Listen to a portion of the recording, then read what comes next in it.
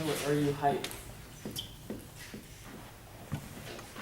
My family has a rule of no electronics at the dinner table, but I don't always listen because most of the time there are more interesting things and stories on my little 5x5 light-up screen.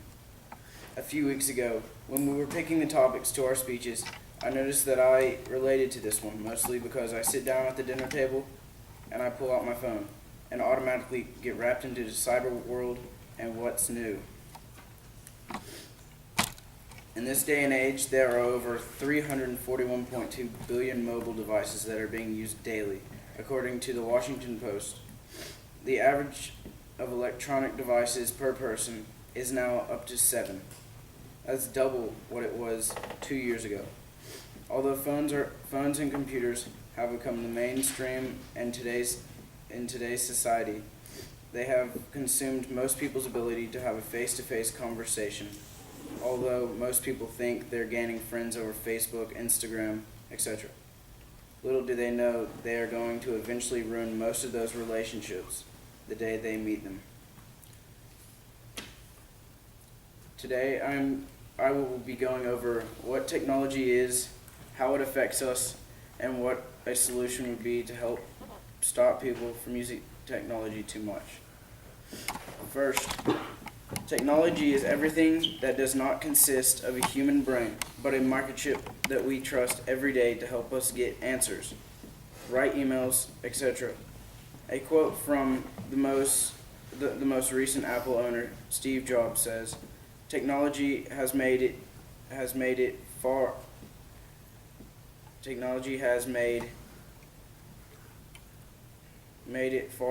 for today's society. It has the ability to control our everyday actions, and to most people, technology is that one thing that their lives revolve around." Secondly, technology has many people thinking that every answer to any question can be answered correctly every time. That is wrong. That is what's wrong with this. That more people relying on technology to speak for them, not speaking for themselves. A lot of people have taken advantages of devices that were initially meant for work. Then they started using it as an alternative source to communicate with people they're afraid to confront. That's where relationships begin to slowly dissolve, but there are some solutions. Secondly, there are many downsides to technology. There are a few solutions. The first solution, and easiest one, is to talk to people face to face more often and not through text, where there is no meaning. In other words, be bold and be yourself. Coming from the most recent movie, We're the Millers, Timmy, one of the main characters, says, "Just count to 3 and do it." That's what we should do.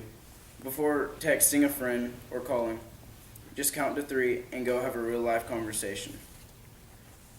Now that I have discussed what technology is, how it affects us, and easy way to solve it, it is your turn to act.